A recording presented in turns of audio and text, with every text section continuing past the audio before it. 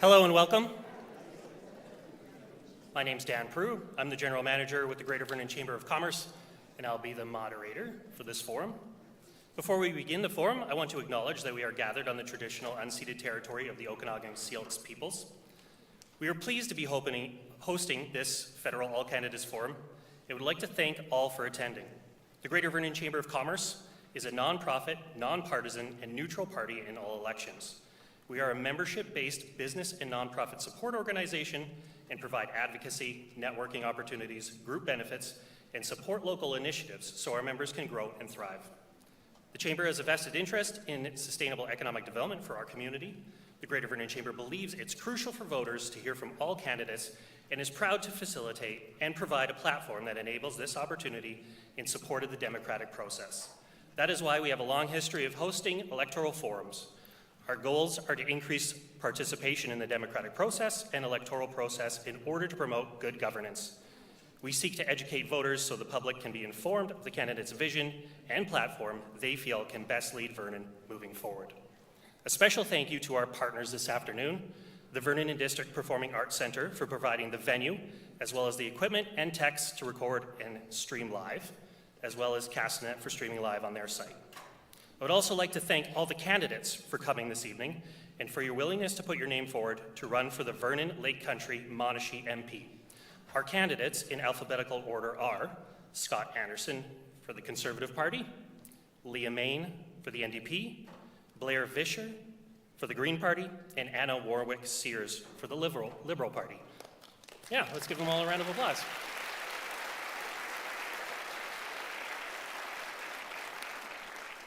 We have a tight schedule, so let's begin. In this section, each candidate will be given 3 minutes to introduce themselves and talk about their platform. The order is alphabetical. A timekeeper is positioned prominently so as to be seen by candidates, and a card system will be used to advise. A yellow card indicates 20 seconds remain, so we've got our timer right front, center, and a red card will signal that your time is up. Let's begin with the introductory statements. Mr. Anderson, you have 3 minutes.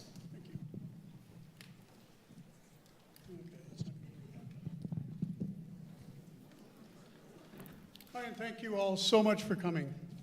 Democracy is so important, and it's really encouraging to see this many people here.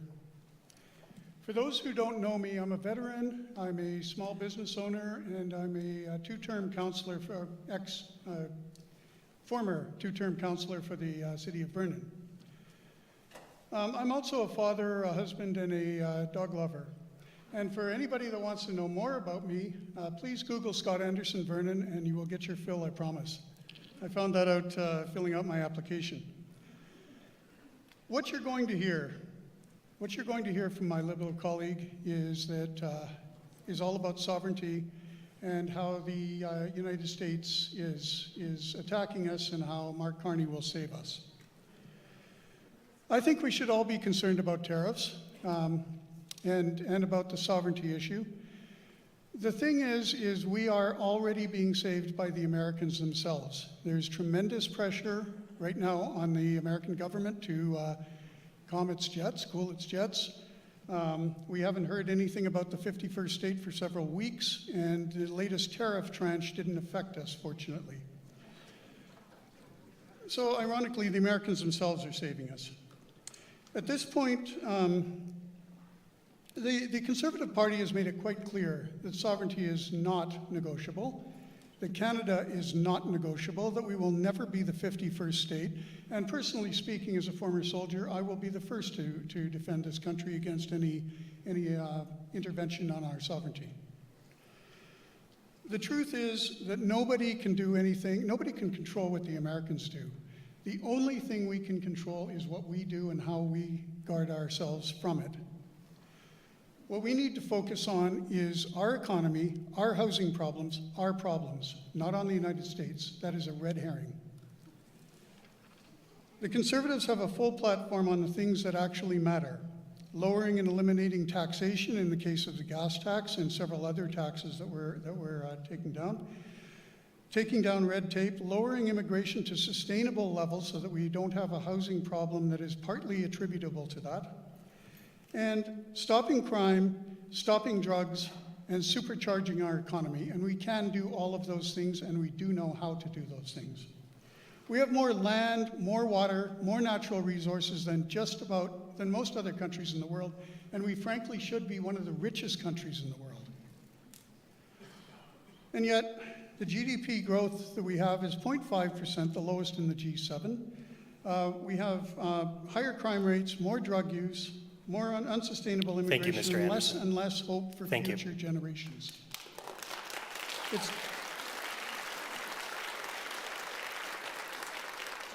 Ms. Main, you have 3 minutes. Thank you. Thank you. Good evening. Good evening. Thank you for this opportunity to speak with the people. It appears there's echo. Okay, No. I'll start again. Thank you for this opportunity to meet you, to speak with you. I'm going to first address the small elephant in the room. Most of you have never seen me before. I live in the other part of this riding. This new riding I had to cross 2 mountain ranges and a ferry over a part of the Columbia River to get here, and it's very much worth the drive. I'm learning about Vernon. I'm learning about Coldstream. I'm learning about the Monashee. I'm learning how proud you are of your communities and of what you can do, what you can build, like this Performing Arts Center, which is amazing.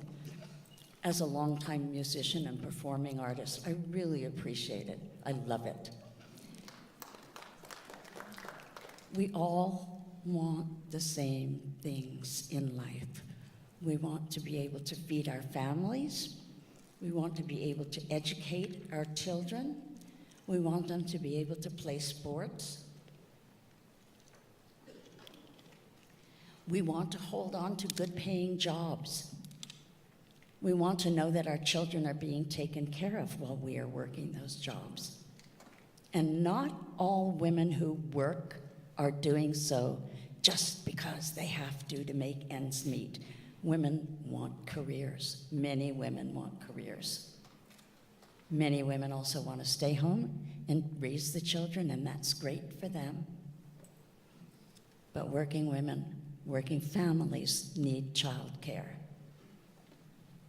The federal NDP pushed to get a $10 a day childcare program all throughout Canada, and that's no small feat. We all want safe, prosperous communities where our firefighters, our policemen, our crossing guards are acknowledged and paid for the work they do, and all of the parties who pay them participate in the negotiation process of setting their wages, unlike what the Liberal government passed in their last term of doubling the cost of the RCMP and imposing that contract on local governments, on municipalities who were never invited to the negotiating table. The federal NDP does not believe in operating like that.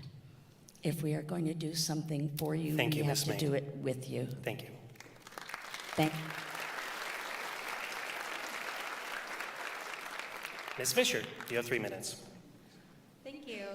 It's so nice to see so many people here tonight. My name is Blair Visscher. I live in Lumbee. I work in Vernon. I do research in Lake Country, and I'm from the Kootenays. So I was very excited with the way that this new riding, how the boundaries have aligned really with essentially my entire life. It's quite astounding to me. So having been from this area, in this area for a very long time, I see the damage that is happening with increased drought, increased erratic weather, and of course, what we now call fire season. None of these things are small. All of us worry every summer as it approaches what's going to happen to us this summer. And it has an impact on us psychologically, but it also has an impact on our economy and on our health. So for me, any talk of economics or of health has to also include this idea that, especially here in Vernon-Lake Country-Monashee, we are very hard hit with the effects of a changing climate, and that needs to be brought to attention at a federal level. We also are really struggling with cost of living in this area. It's really hard to afford housing. It's really hard to afford groceries. And what we see with the idea of tax breaks to help us support housing, I think most of us who struggle to afford daily life these days really see that that will only benefit people who already are able to afford housing. So these things really need to be addressed. My heart is in this community, and I think it's time that we send someone for Vernon-Lake Country-Monashee who's not going just to be part of a larger group, but is going to represent you. That's what I hope to do. We should have more federal reserve for climate mitigation, climate adaptation, and for community resilience. It's not because of our communities that we are having to struggle with drought, erratic weather patterns, and wildfire. It's because of large corporations, oil, and greed. And it's time that we address that. We should not be paying that cost. Thank you. Thank you, Ms. Visscher. Ms. Warwick Sears, you have 3 minutes. Good evening. It's great to be here. It's great to see so many friends and folks from around the riding. I'm running for your member of parliament because I care very deeply about Canadian sovereignty. And I care very deeply about the communities here. And I want to protect our communities, and I want to provide for them and help them find solutions to local problems. I have spent 20 years of my career working for the Okanagan Basin Water Board, which is bringing together communities and finding their shared problems and looking for shared solutions. It's really a collaborative process.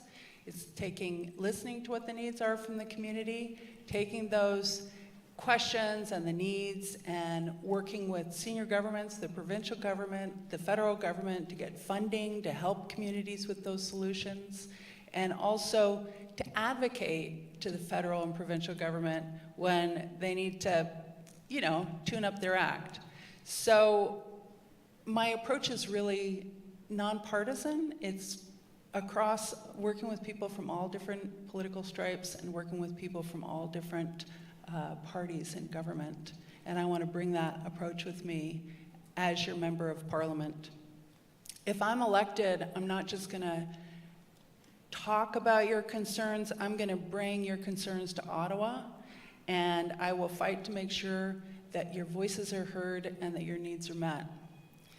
Regardless of whether or not you vote for me, I believe a representative needs to represent the entire community. I'm running because I believe that our region deserves a representative who listens, acts, and delivers. And that's my promise to you. Thank you very much.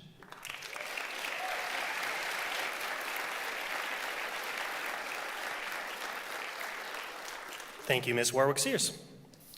In this next section, questions have been developed by the Chamber in consultation with our members through a survey and will be presented to each candidate.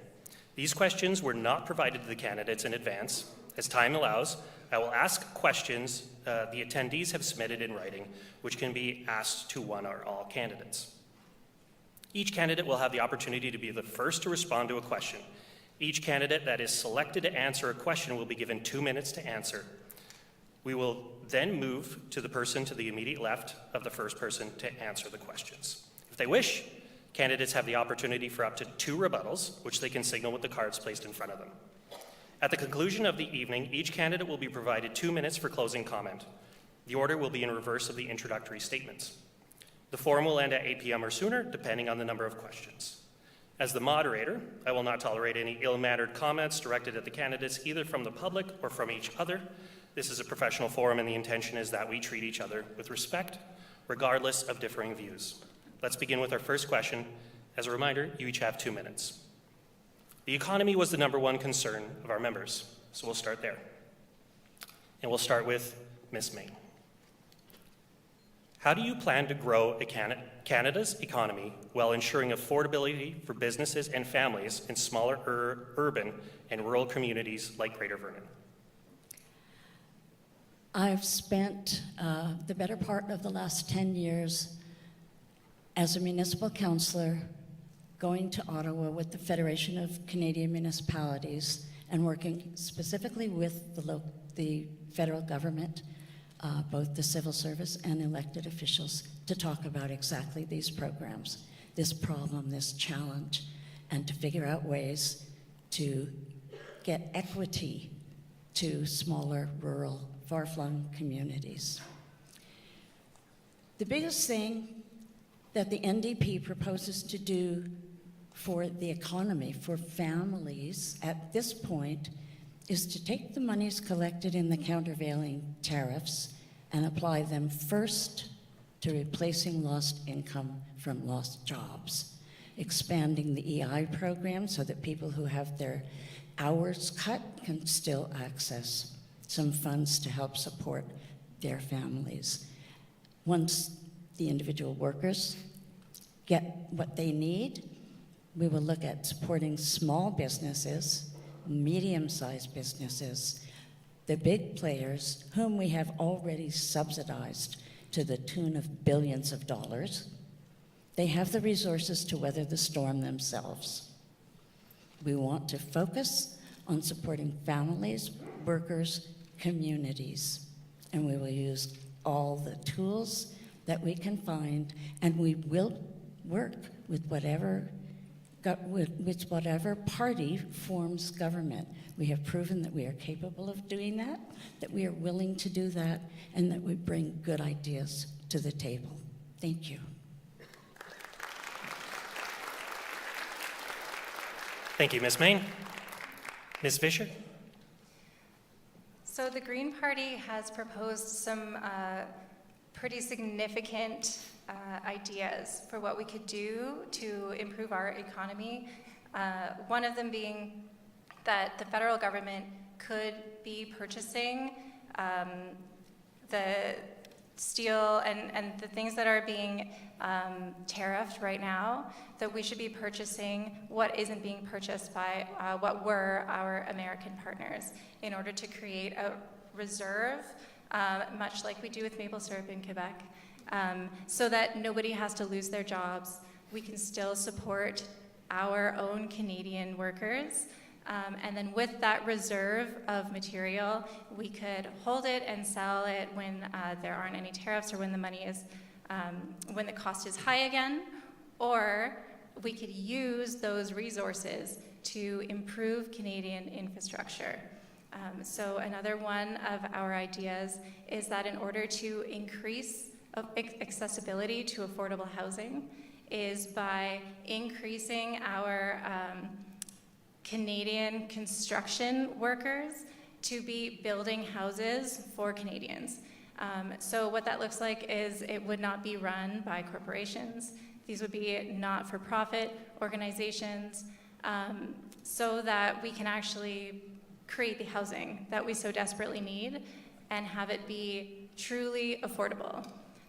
Something else that the Green Party has recommended is that we define what affordability means.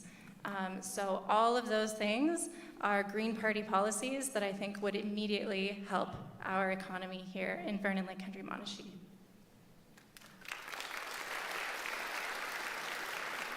Thank you, Ms. Visscher.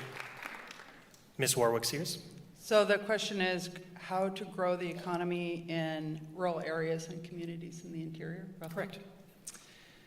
So I was just in the Slocan doing the debate on Monday evening, and it was interesting going there because I grew up in Caslow when, the mill was going and there was a thriving lumber industry, and people were not well off, but people had jobs, and the community was really bustling, and a lot of those jobs have left the Kootenays, and you can tell places where the mills have shut down. And it really made me think about this issue of rural economies and how they need help, how they need stimulation. I think one thing that I'm very excited about is the Liberal Party's plan to build 500,000 new homes and build them quickly to help with our housing crisis, our affordability crisis, but to do them with Canadian materials. So if you go to Port Alberni, you can see shiploads full of raw logs going out to Asia. We should be milling those logs here in British Columbia.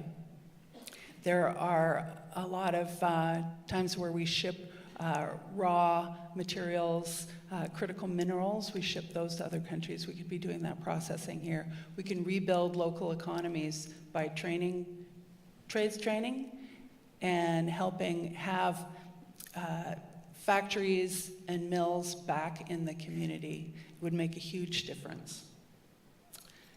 Another thing that we could do in rural areas, which would be hugely helpful, is to use the workforce to manage the forest to reduce fire risks around communities.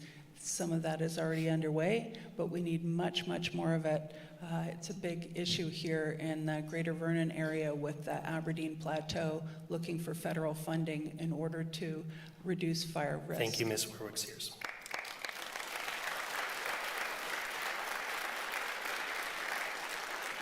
Mr. Anderson? I don't believe that workers need handouts. What they need is jobs.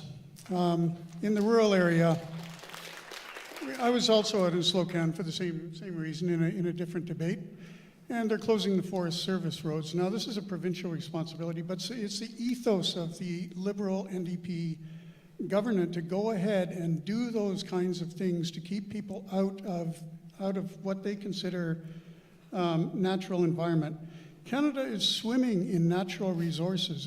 And frankly, if we had the Northern Gateway pipeline that I was involved in many years ago, or the safest pipeline in the world, we wouldn't have an issue. We would simply turn off the taps right now to the Americans and turn them on to Asia. We're not in a position to do that because we decided we weren't going to do that. We were going to keep everything in the ground. We don't mine, we don't open mines. It takes, 13 to 15 years to open a mine? I heard 18 from somebody else. It takes years, and at the end of it, nobody knows whether they can go ahead after they've spent millions of dollars in the endless bureaucracy that's involved in opening natural resources. They still don't know if they're going to be able to go ahead, and I present Northern Gateway Pipeline as a perfect example of that. Millions of dollars were spent on that endeavor. Plans were ready to go, and then they pulled the plug. The government pulled the plug by saying that we can't ship it once it gets there.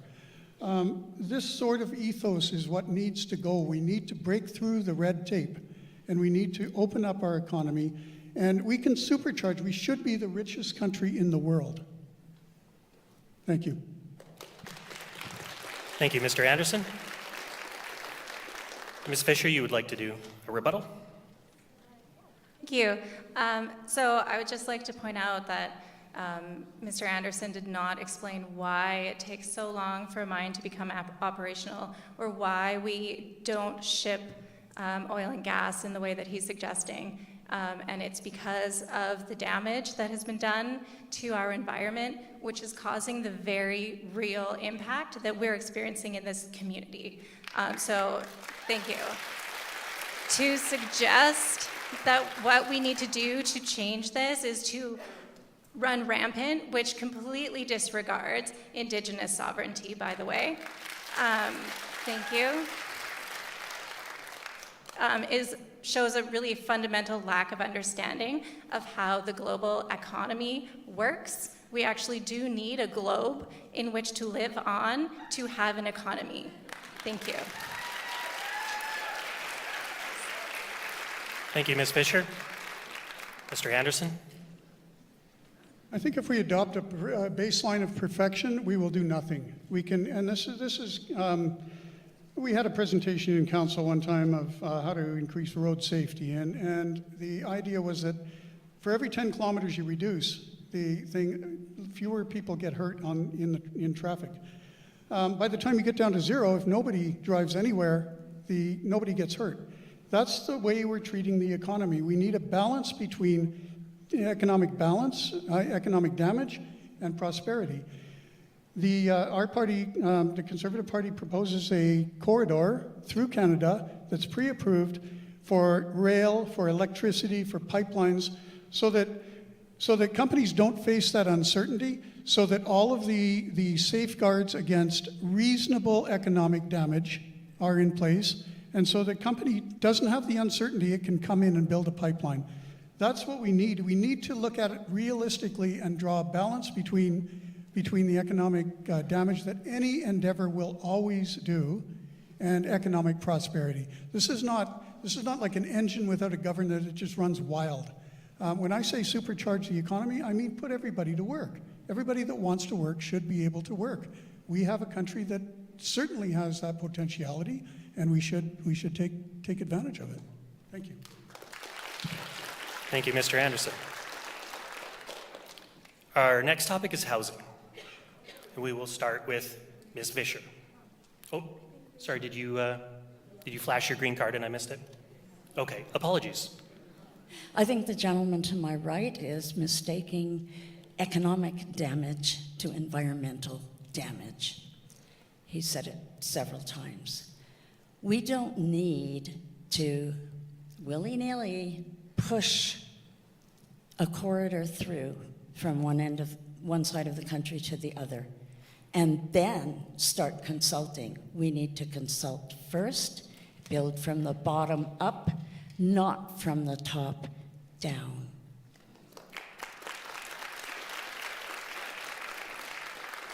The NDP wants to see a clean energy grid from east to west to north. And in fact, Manitoba has started working on the northern portion of that to serve the communities that up until now have been having to use diesel generators to generate electricity for their communities. Indigenous communities are actually in the lead with solar, geothermal, and wind energy production. They're putting their people to work. We should be putting people to work doing things that do not damage the planet. And when it comes to mining, taking 18 years to get approval, my son is a mineral exploration driller. He is working. He is working as much as he wants to work. There are mines that are open, that are running, and that also need some oversight because they can't be let to run rampant. It takes a whole bunch of different pieces to have a healthy economy, to have people working, and not everyone can be a miner or a solar technician. There are going to be people who lose their jobs who need help transitioning to other well-paying jobs Thank you, and are Ms. able Main. to support their Thank you. families in the meantime. Ms. Warwick Sears. Yeah, I'm sure we're going to come back to resources and energy corridors, infrastructure corridors, and pipelines, but I just want to remark that it's really important when we're talking about jobs and rural areas and rural economies, we have to do it in such a way so that rural economies are not being polluted by the form of resource development, that their water quality is being protected. This is an issue specifically here. The Aberdeen Plateau is where Lake Country and Greater Vernon Water get a majority of their water supply. And there has been an ongoing negotiation between the people who are logging in the watershed around the reservoirs where we all get our water in order to reduce the environmental impact. So there needs to be a conversation. There needs to be appropriate permitting. There's the federal government and the provincial government are providing funding to help reduce the wildfire risk. The Tolko is working with the communities and with the Okanagan Nation in order to reduce fire risk around our reservoirs so that our water will stay clean. It's just an example of what we need in order to help rural communities thrive, help people stay healthy with good water quality. But yeah, not do it just willy-nilly. So that was the only point I wanted to make. Thank you. Thank you, Ms. Warwick Sears. We're one question in, and all candidates have burned up a rebuttal. Interesting strategy. The second question will be housing, and we will start with Ms. Visscher. What specific federal tools would you deploy to address Canada's housing crisis, particularly for the missing middle, working families, and seniors who don't qualify for supports but can't afford market prices? Yeah, thank you. I have spoken to this a little bit already because it's a topic that's very near and dear to my heart. So in terms of addressing the lack of resources, I think that we have all the resources we need right here with the Green Party policy idea of buying our own Canadian resources. We can address two issues at once. We can protect ourselves from tariffs, and we can protect our workers while building more homes. I think key to this idea of needing to build more homes is that we do need to define what affordable is. And so in doing so, we can make sure that we are supporting all Canadians who need that support. This includes another Green Party policy where we are hoping to raise the income tax deduction for people from where it currently is at. If you make around $15,000 a year or less, you don't pay federal income tax. We are recommending that that be changed to $40,000 a year. You would not be paying federal income tax. So that money would come from taking subsidies away from oil and gas corporations. So the money exists. Let's give it to the Canadians who need it the most. Growing a real economy that is stable in these very turbulent times requires us to invest in Canadians and not in corporations that are already making record profits. Thank you. Thank you, Ms. Visscher. Ms. Warwick Sears. One of the biggest things that's really driving the housing affordability is just a lack of supply. We need more houses. We need more houses fast. We need all kinds of houses. The federal government's main role with this is to provide funding and guidance, but the provincial government and the municipalities also are extremely involved. So with Mark Carney's housing plan, we're going to build houses faster than we've seen them built since the Second World War. We're going to build them with Canadian materials. We're going to use Canadian lumber and other materials to build prefabricated houses so that they can go up more quickly and more cheaply, especially in the north and rural areas where it's hard to find carpenters. If you have a prefabricated home, you can put it up in 1 or 2 months because all the pieces are already finished. So it is great in the northern climates. So we're going to build a lot of homes. We're going to build them fast, but we're also going to build homes for every income level. So we need supportive housing. We need seniors housing. We need long-term care homes. We need all kinds of homes for all different kinds of people. We need homes for young families. We're going to do that by increasing supply very rapidly, but we're not going to do it alone. We're going to do it in partnership with the provincial government, where a lot of the responsibility for housing comes from, and we're going to do it with municipalities because municipalities need to be involved to determine how to grow their cities in the way that's best for their communities. Thank you very much. Thank you, Ms. Warwick Sears. Mr. Anderson. Thank you. I have read the Liberal plan, and it talks an awful lot about rental, and it does not talk about home ownership. The Conservatives believe that home ownership and equity that is held in by individuals is much preferable to rental, to being a rental nation. Specifically, I'm going to talk about, the problems that, some of the problem is caused by floodgate immigration. We simply cannot house everybody. So we need to lower our immigration levels, first of all. Second of all, just to a sustainable level. Immigration is good, but not floodgate immigration. Specifically, we're going to get rid of the tax, the sales tax, the GST on houses up to 1.3 million, which sounds like a lot, but if anybody owns a house here, it's not a lot at all anymore, and that's unfortunate. We plan on selling off 6,000 federal buildings and opening some Crown land to building. We are going to be opening 350,000 trade school positions because we need people who can build it, and we need the jobs doing that. And the deferring the sales tax from the capital gains tax, if it's as long as it's invested in Canadian building, is going to really stimulate house building here. One of the biggest impediments I found as a city councillor is at the municipal level, where it takes forever. I think it's 18 months last I was here. We need to break that gridlock, and we need to incentivize municipalities to speed that up. And for every DCC saving dollar that the municipalities do, the federal government will give them 50 cents, which is a huge stimulus from a municipal perspective. Thank you. Thank you, Mr. Anderson. Ms. Main. Thank you.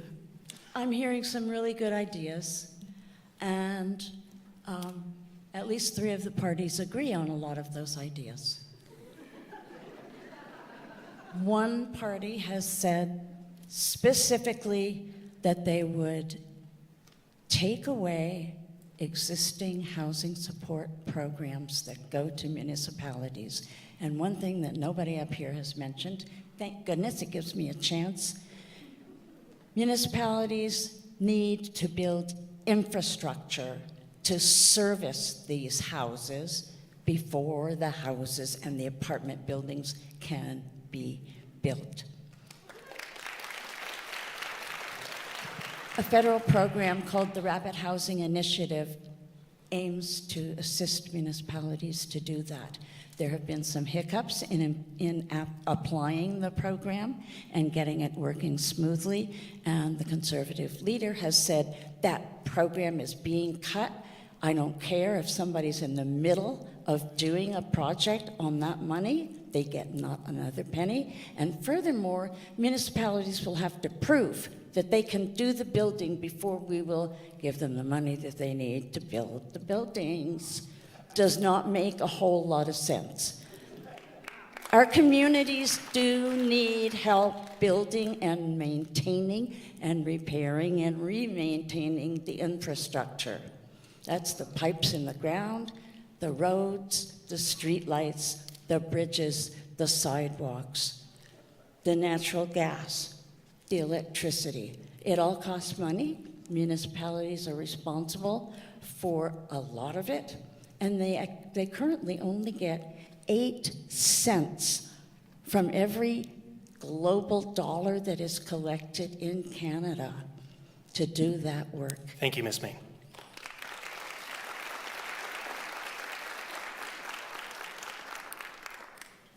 I will now ask a question submitted by the audience. The topic is seniors' health care, and we will start with Ms. Warwick Sears.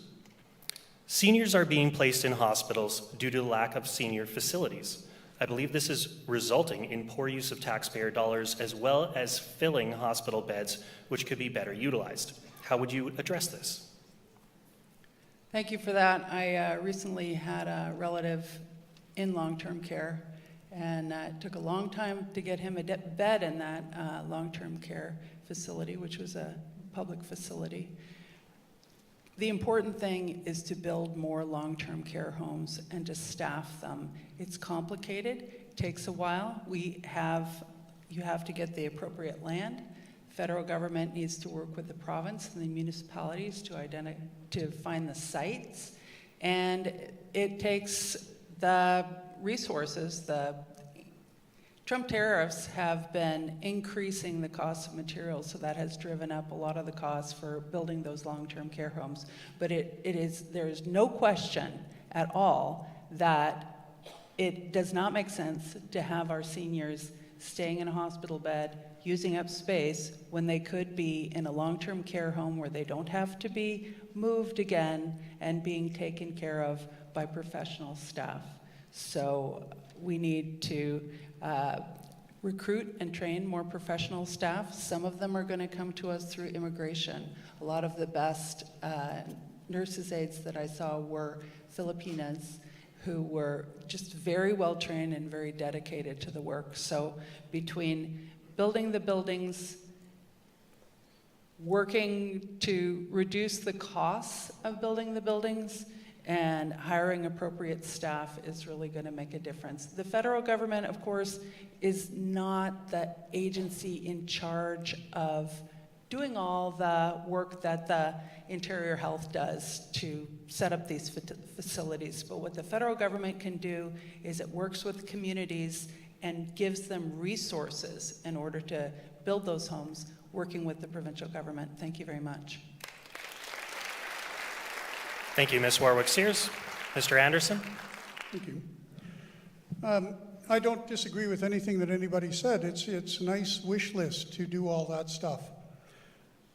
Part of the trouble is that the federal government doesn't have endless funds. It takes money from taxation, it builds it, and then it passes it out. If you don't have taxation, if you don't have adequate taxes or money in the federal government, you cannot do those things. So there are two aspects here. One is reducing the red tape that goes around buildings. Building care homes is like building anything else. You need to be able to do it without the sort of obstructionism that comes from the municipal level, the provincial level, and very often the federal level. You also need to be able to fund it, and to be able to fund it, you need an economy that is humming along, because the government simply doesn't make, it unfortunately it does print money, and that's why we're in some of the problems that we're in. But without a vibrant economy, we can do nothing much with the seniors, with the pig in the python problem that we're running into now, which is we've got a very large demographic of seniors and a smaller tail that's being fed by immigration to some extent, but not adequately. So we not only need to get our people working, but we need to make it past this demographic that's coming up right now. But reducing red tape, getting the economy working, will actually fund all of the things that my colleagues are talking about, which are fine things. Building more seniors' residences so that they can retire in place. That is a wonderful idea. We have to fund it, though. Thank you. Thank you, Mr. Anderson. Ms. Main? Thank you. I like what my colleague said. If you aren't collecting taxes, you can't spend the money, which means that we need to keep taxation at a level that does allow us to do the things we need to do. We can't leave seniors in hospital corridors or taking up hospital beds when they need to be in long-term care. But we also need to intervene at the beginning of that process and provide the services that seniors need to stay at home as long as they are able.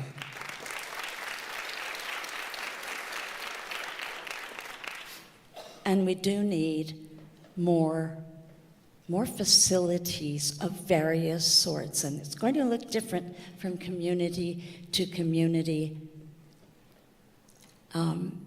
Indigenous communities take care of their elders in a different way than Lebanese communities do, or than Scottish communities do, or that mixed ethnicity communities do. So we need to really pay attention to what is needed and build properly for that. It is a federal, provincial, territorial, and municipal collaboration that is needed to resolve this issue, and to do it in quick fashion so that we do not leave more and more seniors languishing with inadequate care. Thank you. Thank you, Ms. Main. Ms. Visscher? So we've heard from all three of the larger parties that they know what to do And so I've just been sitting here thinking, well, why haven't we done this? Why are people in this situation? Right? If everybody here knows what to do and how to do it, where is it? So this is one of the reasons why I feel it's very important to have a Green Party candidate here in Vernon-Lake Country-Monashee.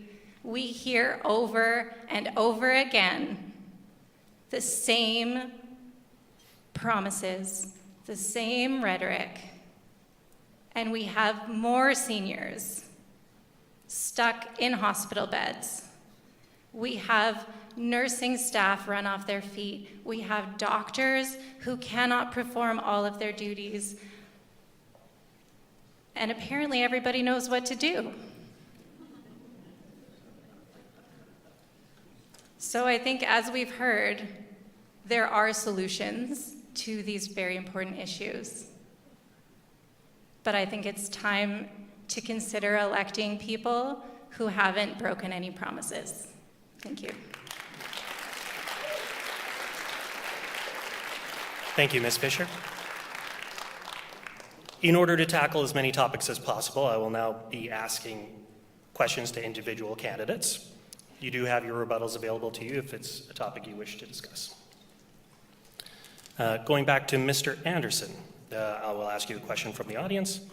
The topic is trade. So how will you support our local businesses to open up trade with other provinces? Could you repeat that, please? Yes. How would you support our local businesses to open up trade with other provinces? Well, this comes back to red tape again.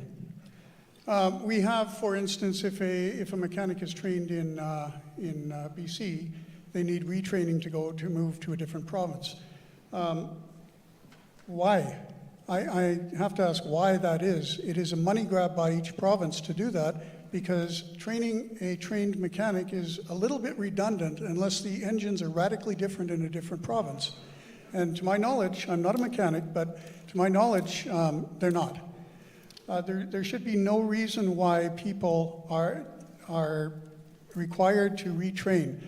In fact, this goes to the national level too. I think Pierre Polivet said that he was talking about a doctor who was trained in a different country and came here and was not allowed to be a doctor. So he goes back once a year for a month and does surgeries in a different country, and then comes back here and he's trained to be a technician. Why is that? If we have a standard across Canada that people can be trained one time and be able to work across Canada, it's the same thing as being trained in a different country. If they can satisfy the requirement to be a doctor in Canada, why are they not a doctor here? So I think that this comes down to redundant bureaucratic red tape, much of which can be cut, some of which is required, but much of it can be cut. So I'm certainly in favor of doing that. In a sense, it's a mixed blessing, the United States, because now it's a stimulus to do better. Thank you. Thank you, Mr. Anderson. Ms. Main. Some U.S. political figures have increasingly made inflammatory remarks questioning Canada's independence, referring to us as the 51st state. How would you and your party respond to these threats to Canada's sovereignty, and what will you do to reinforce our national identity and protect our autonomy on the world stage? Well, in the words of Charlie Angus, elbows up. Canada is not for sale. Canada is not the 51st state. We are in agreement with issuing countervailing tariffs. We also need to look at non-tariff actions that we can take, such as when a company such as GM closes a factory and lays off the workers, as they did in Ontario just last week. The equipment in that factory stays in Canada. They do not get to remove their physical assets, which we provided subsidies for them to build in the first place. The New Democratic Party wants to keep Canada sovereign and safe for all Canadians, which is why we would use the money from the countervailing tariffs to support families, to support small businesses and medium-sized businesses, and that we would start to look for partnerships, economic, business, cultural, social partnerships with other countries around the world, Europe, Asia, Australia, you name it. We don't have to put all of our eggs in the United States basket, and we won't do it again. Thank you, Ms. Main. Ms. Visscher, the topic is forestry. What would your party do to aid the forest industry in dealing with American tariffs? Well, as we know, the forestry industry here in Canada is one of our main industries. It's incredibly important and very important to this area. And as I've said, the Green Party has a policy where we recommend buying all of the extra resources that no longer could be sold to the states for profit, and then using those Canadian resources for all of this infrastructure that we need to build in terms of housing, in hospital facilities, long-term care facilities, as we've heard. So all of those resources are very important. All of those jobs are very important, and we could put them to use here, which would do Canada a lot of good in terms of building our sovereignty, building our communities, and taking care of each other. I would also like to add to that we do need to continue to make sure that we have well-managed forests, that we have proper permitting in place, and I know the forestry industry here in BC continues to work towards those things, and we will continue to do so. I don't think any of those permitting, consultation practices, or environmental practices should be considered red tape. Those are the very things that protect us all.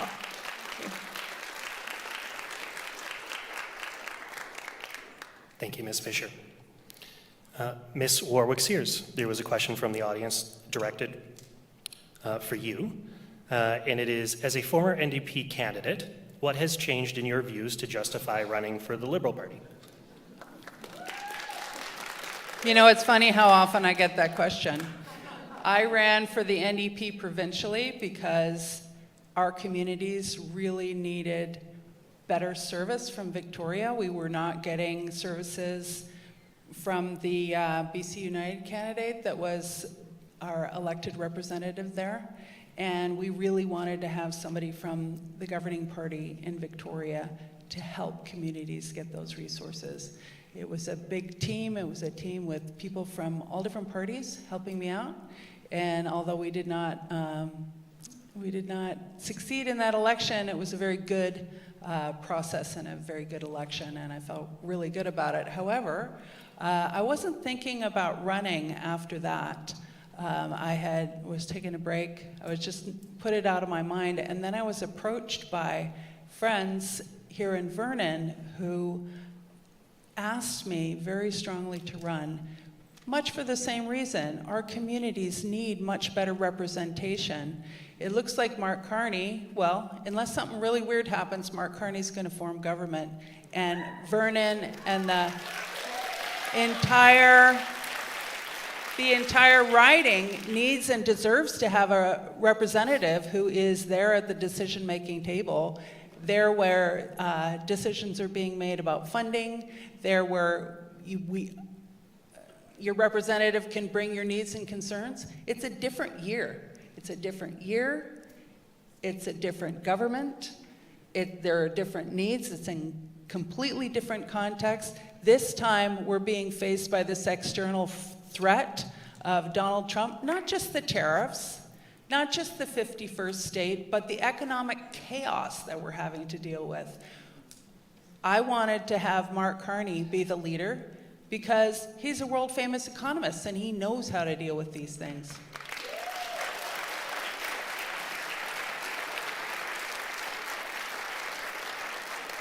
Thank you, Ms. Warwick Sears. Mr. Anderson, the topic is crime and public safety. How would you tackle the catch and release concerns related to violent and repeat offenders while maintaining judicial fairness and rehabilitation goals? That's a good question. Every quarter we had an RCMP. When I was in council in Vernon, we had an RCMP report. And at the time, and I suspect it's not much changed right now, there were 6 individuals who are known as repeat offenders. And these repeat offenders were prolific offenders, I think is the term that the RCMP used. And by prolific, I mean several crimes a day. And they would be caught maybe, they were revolving in and out of jail, and so at any given report, 3 of them would be in jail and 3 would be out. And when they were all out, or the majority of them out, it would actually physically raise the crime rate in Vernon because they just don't stop. Those people need to be in jail. There's simply no reason that they should be in at 10 o'clock and out by 12. It is outrageous that is occurring. The other thing is that there's great stimulus to drugs, and in particular petty crime, is the addiction crisis. And I use addiction crisis because we are used to calling it the overdose crisis. Overdoses are a symptom of addiction. They're not the crisis itself. It's like saying coughing crisis when the actual problem is that we have a cold. We propose a treatment-based one, not a sort of one that keeps people alive and on the street. We want to treat people to get them off drugs, not simply on a substitute for drugs. Thank you, Mr. Anderson. Oh, Ms. Main, you can use your rebuttal. I want to make a few comments. It is not an overdose problem, it is a poisoning problem. The drugs that are on the streets now are lethal. They are lethal combinations of many different drugs, including fentanyl, diazepam, plus meth. You never know. A person never knows what they're putting in their arm. What needs to happen for that is to attack the source of those drugs. Addiction is a health issue, and there's not one single treatment that will cure every single patient.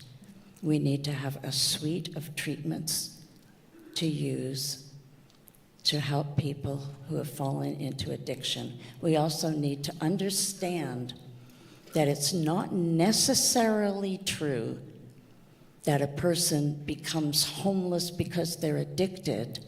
Oftentimes they become addicted because they're homeless. So we have some bigger problems to deal with here. Thank you, Ms. Main. And the next question is back to you. We're sticking in order. The topic is Indigenous affairs. What concrete actions would your government take to advance reconciliation and support Indigenous-led economic development in this region? I would start by honoring the 97 calls to reconciliation by supporting the UN rights of Indigenous peoples and enshrining that in how our governments work. As you can see, I'm wearing a red dress pin that was made for me by an Indigenous friend of mine. I'm also, I have to say it this way, I'm also wearing my King Charles III coronation medal. So I am sitting here representing in some fashion both the Crown and the Indigenous people with whom the Crown made treaties. We have to address that issue.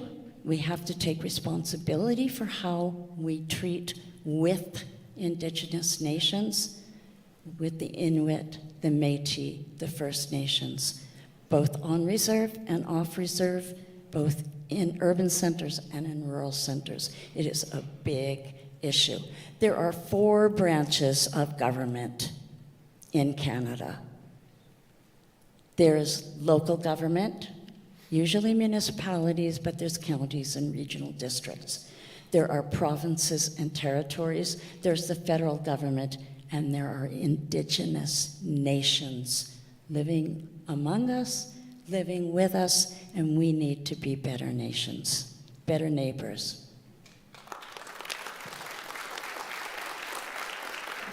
Thank you, Ms. Main. Ms. Visscher, the topic is representation and local accountability. What is one unique issue to the Vernon-Lake Country-Monashee riding that you will fight for in Ottawa? Yeah, in danger of repeating myself, fire, drought, erratic weather patterns that cause crop loss. That, for me, is something that we are dealing with at a larger scale here in Vernon-Lake Country-Monashee than I think some other places in Canada are. There are fires other places. However, I feel like we are sort of uniquely situated to bear the brunt of a lot of it, and that needs to be brought to Ottawa. We need to have federal investment in climate mitigation and climate adaptation. We need to protect our agriculture sector. We need to protect our forestry sector. But all of those sectors come back down to protecting our environment. We can't have any of it if we don't protect our environment. And as all of us in this room know, every year it feels like we are under threat, we are under attack. And while all across Canada we see affordability issues, cost of living issues, everyone is concerned about national security, we're the ones that have to face the summers in the way that they have become here. So for me, that is the main unique thing that I would bring for Vernon-Lake Country-Monashee. Thank you, Ms. Visscher. Ms. Warwick Sears, the topic is national security and defense commitments. Canada has repeatedly fallen short of its NATO commitment to spend 2% of GDP on defense. In light of rising global tensions and the need to modernize our military, do you support meeting this target? If not, how will you ensure Canada remains a reliable defense partner while maintaining security at home? I 100% support Canada protecting our sovereignty by having more investment in Canadian security. Particular concern is up in the Arctic, where one of the reasons why Mr. Trump is so interested in us, he wants to have more influence on the Arctic in Canada and on Greenland, because that is where, because of climate change, the ice is not as thick, and now you can have transport with icebreakers all along the north. There's also a lot of critical minerals there that are being eyed by the American government, the Russians, and other foreign powers. It is very important for Canada to increase our security and to increase our partnerships with other nations and not be entirely dependent on the United States, or even as dependent as much as we are. I strongly believe in rebuilding the strength of Canada's military and really focusing on how do we protect our country. Protection is one of my core motivators. I really, really want to protect Canada, protect Canadians, protect our communities, and we are going to need better armed forces and more defense spending in order to do that. Thank you very much. Thank you, Ms. Warwick Sears. Now we're going to move on to a lightning round, given the time. So The time per question will go down to 1 minute per candidate. And I will introduce either a question or topic. You will have a minute to complete. Starting with Mr. Anderson. What is something absent from your party's platform that you would like to be included? Please repeat that. What is something that is absent from your party's platform that you would like to be included? I can't think of anything. It is a minute or less.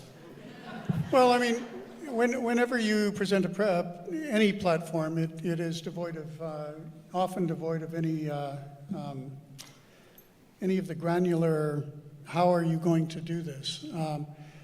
I think probably the military aspect of it, I would drill down into exactly what that is. We've been living under the American defense umbrella since 1945, essentially. Now that is, I wouldn't say it's withdrawn, but who knows whether it's there or not right now. We have no way of knowing what's coming from the United States. And when it does come, we don't have no idea what next week may bring.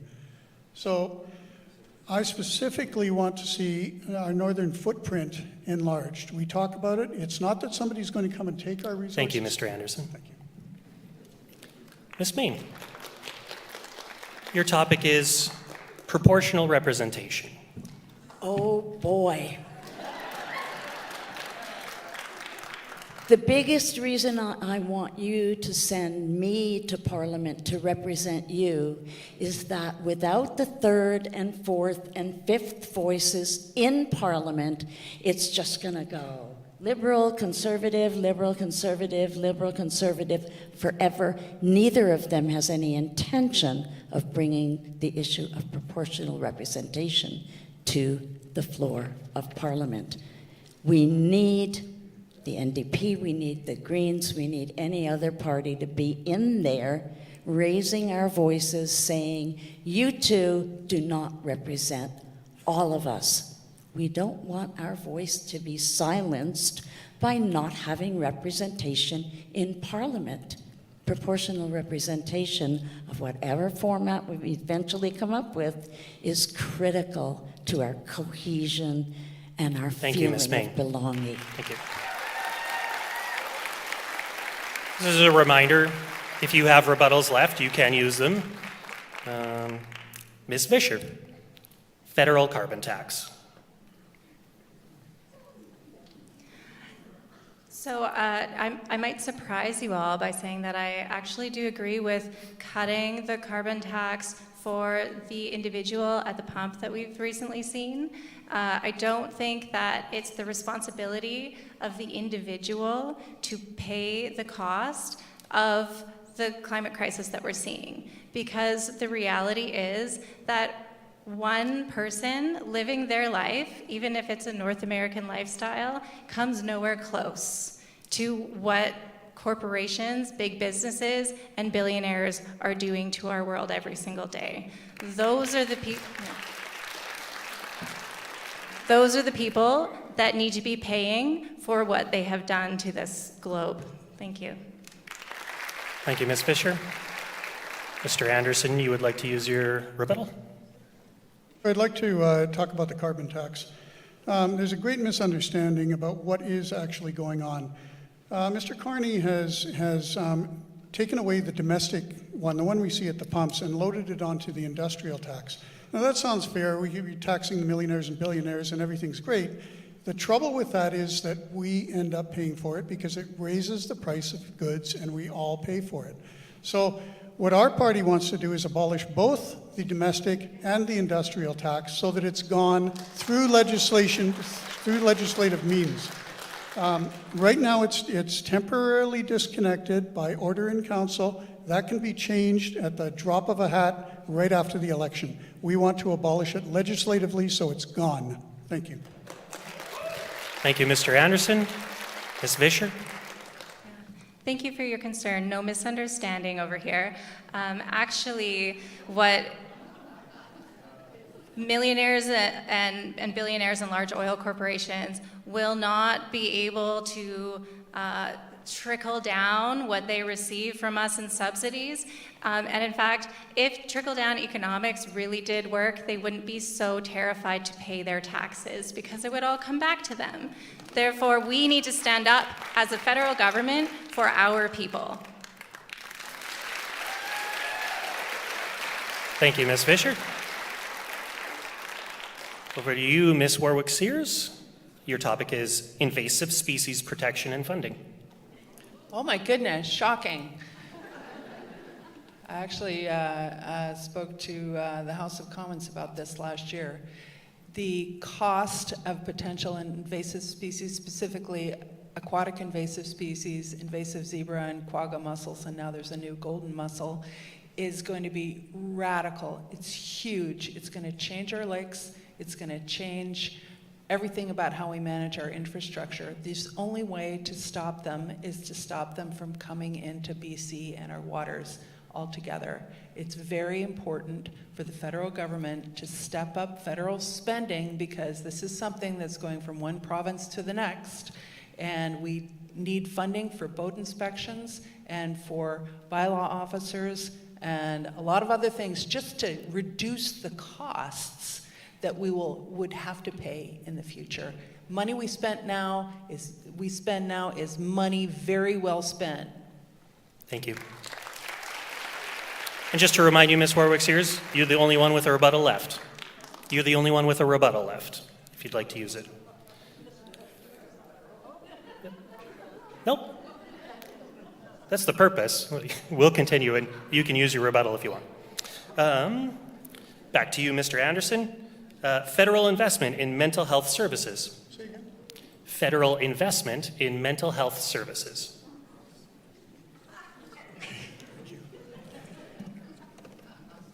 It actually can be quite difficult to hear. Yeah, it is reverberating. Yeah, it's it reverberates quite badly up here. Funding, there are many problems that we have. Mental health is certainly one of them. Mental health also is involved with addiction. Very often the two are paired because of self-medication. Our government, my party, the Conservative Party, wants to tackle addiction, and part of that is mental health. We need to increase funding for mental health. In order to fund mental health, we need a vibrant economy. So there are so many things that we need to tackle, but we can't simply say, well, the government has to pay for it, because the government can't pay for everything. We will never achieve a perfection, but we need to be able to fund those things that are important, and mental health is certainly one of them. Thank you, Mr. Anderson. Ms. Main, childcare. Let's hear it for $10 a day childcare. Working people should be able to raise families, and they shouldn't have to pay all of what they earn to have their children taken care of. Raising children takes a village. It takes a neighborhood. It takes a country. We all have an investment, emotional, as well as economic and educational. We have an investment in our collective children. And so I support any investment that the federal government can put into childcare in all of its different forms. Thank you, Ms. Main. Ms. Visscher, foreign ownership of residential real estate. So I'm mostly against that. I think that what we see is an economy based off of investors and for investors, instead of something that supports the people who actually live here. I think that we have to have very strict regulations and laws about who can come in and purchase homes or multiple homes and leave them vacant. None of that is benefiting those of us who live and work in these places. And we need to have federal oversight of some of those things. and create a Canada that is for the people and not for investment. Thanks. Thank you, Ms. Visscher. Ms. Warwick Sears, gun control. Gun control. Well, you can't really you can't be tough on crime when you aren't tough on guns. I strongly support laws that keep our communities safe and focus on illegal firearms, organized crime, and gun smuggling. We can protect the rights of farmers, hunters, and sports shooters while keeping dangerous weapons out of the wrong hands. I saw one on the list. There's a whole list of rocket launchers. Ordinary people don't need rocket launchers. Public safety comes first. Like solutions, but the solutions must be smart, fair, and effective. So I just want to point out that Mr. Poilievre has opposed every meaningful gun safety measure. Thank you, Ms. Warwick Sears. Back to Mr. Anderson. Investing in regional transportation infrastructure. Well, like everything else, it's a great idea. It certainly is more applicable to larger urban cities. We have struggled here with the problem that we are on the brink of a city the size, I'm talking about Vernon right now, that can sort of afford a transportation system, but it doesn't have the ridership because it's not a good enough transportation system to attract people on a regular basis. So you have to wait, I mean, those of us who take buses know that you wait a very long time. And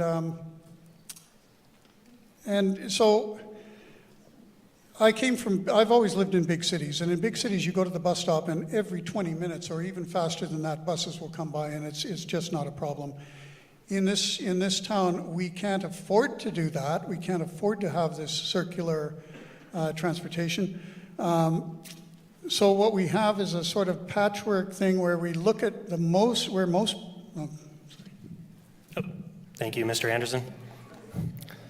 Ms. Main, tax relief for small business. Definitely.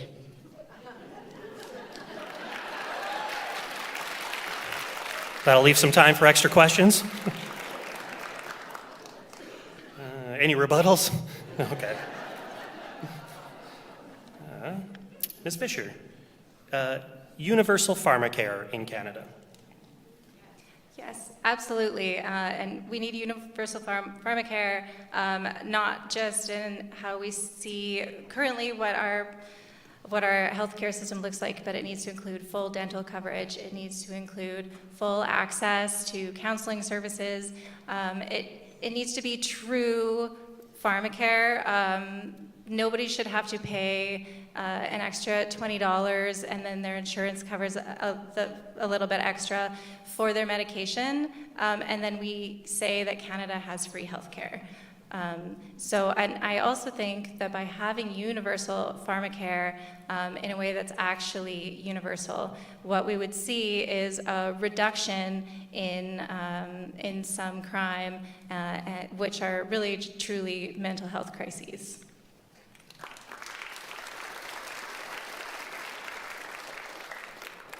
Thank you, Ms. Visscher. Ms. Warwick Sears, allowing private healthcare delivery under the public system. I don't know if you guys know this, but healthcare bills are the #1 cause of bankruptcies in the United States, by far. And this is because of the privatized health system that is still there, besides the attempts at making it public by Mr. Obama. It is very, very hard on families. I can't even tell you how horrible it is for people who they don't have health insurance. They can't take care of themselves. They can't go to the hospital because they can't afford it. Here in Canada, we absolutely 100% need to protect our universal health care. There's no place for that kind of cruelty and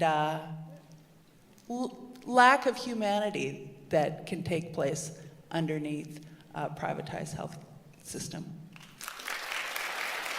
Thank you, Ms. Warwick Sears. Mr. Anderson, allowing GST exemption on new rental housing projects. New rental housing projects? Correct. Well, I certainly encourage it. If we need more low-income housing, that's certainly, we need more housing across the spectrum. I'm not sure what I'm supposed to say about rental housing. We need more of it. We need more ownership housing as well. We need housing of all sorts, and the solution to that is less red tape, less taxes, more incentive to government to build it. And we don't have unlimited funds to do that, so we need to be very careful about how we do it. Thank you. Thank you, Mr. Anderson. Ms. Main, the Israel-Palestine conflict. Oh, thank you. I'm Jewish by heritage. I was raised putting nickels in the can to plant trees in Israel. A land without people for a people without land. What hooey.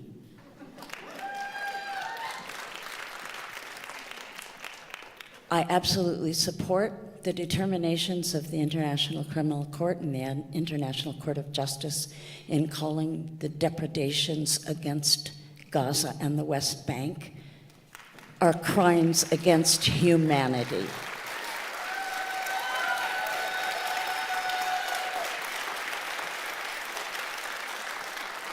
I have been saying this since long before October 7th, 2023. The NDP's stance on this is that MP Heather McPherson brought a bill to Parliament calling for a boycott Thank you, Ms. Main. on armaments.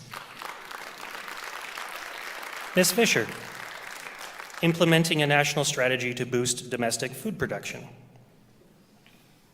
Yeah, that's a great idea. We have incredible farmers here in Canada. We have the ability to feed every Canadian right now. I think that we need to support increased food security, especially in light of everything happening down south of us. We have the ability to do that right now. We also need to be supporting farmers to navigate the effects of climate change happening right now. And we need to do it in a way that's not simply reactive. We need to do it in a way that is understanding what is happening and trying to problem solve in a way that we could do with new technologies and by consulting with farmers with what they need. Thank you, Ms. Visscher. And this will be the last question before going into closing comments. Your topic is equalization payments. Equalization payments to the provinces from the federal government. This is a topic that I think about with respect to how much funding British Columbia gets relative to the other provinces. Certainly, this is another thing I talked to the House of Commons about. The bulk of the payments go to places where there is the highest density of population. Yet, if there are costs related to climate change, natural disasters, wildfires, and we are not able to mitigate them ahead of time, if we can't put in infrastructure, manage our forests in such a way, then it's going to cost them much, much more, 10 times more, to help us with disaster.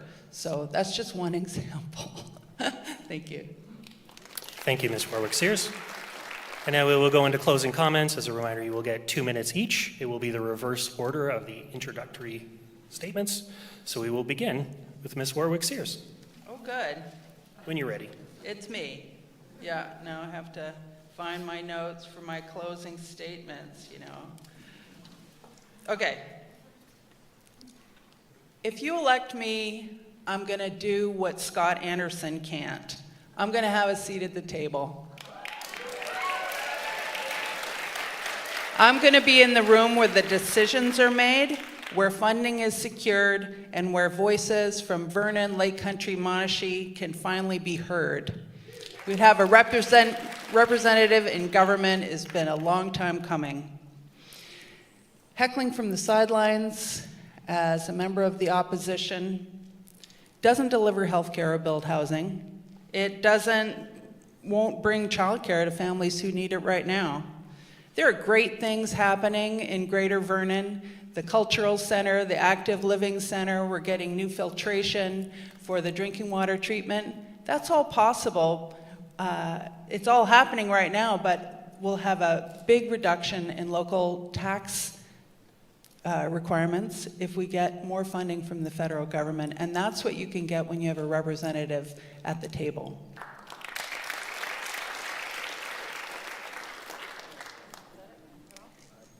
I think she still had more time. Your mic cut off? Oh, there we go. I see you, I hear you, I care deeply about the community. I'm ready to fight for you every single day in Ottawa. Let's choose progress. Let's move forward together. Thank you very much. Thank you, Ms. Warwick Sears. Ms. Visscher. So I say again to everybody here, the same parties have been in power for quite a while, and we haven't seen a lot of their promises followed through on. I know I, for one, have been incredibly disappointed with the way our country is going. I don't understand how people can stand and say that they could be the voice of change for you when it's the same parties. The only voice of change really that I see are the Greens who continue to stand up and say, we will fight for our environment, we will fight for the people who live here, and we will not back down on our standards or our promises. If I were elected your MP, I would go to Ottawa and fight specifically for Vernon-Lake Country-Monashee to get real help right now for the problems that we face while helping to create a Canada that we hope to see, not one that is the second best situation because we're afraid. Vote for hope. Don't vote for fear. A true democracy is where we can make a real and informed choice. Thank you.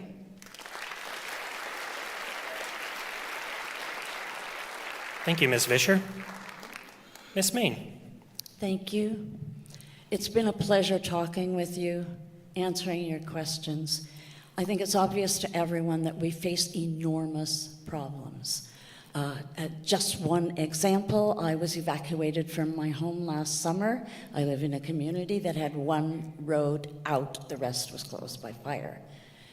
That was scary.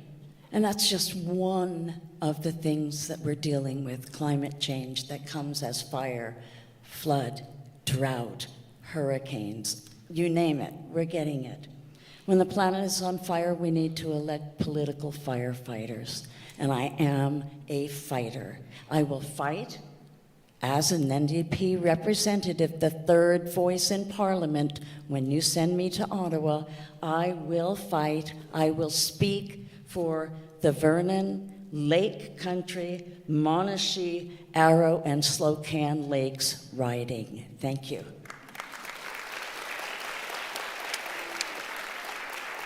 Thank you, Ms. Main.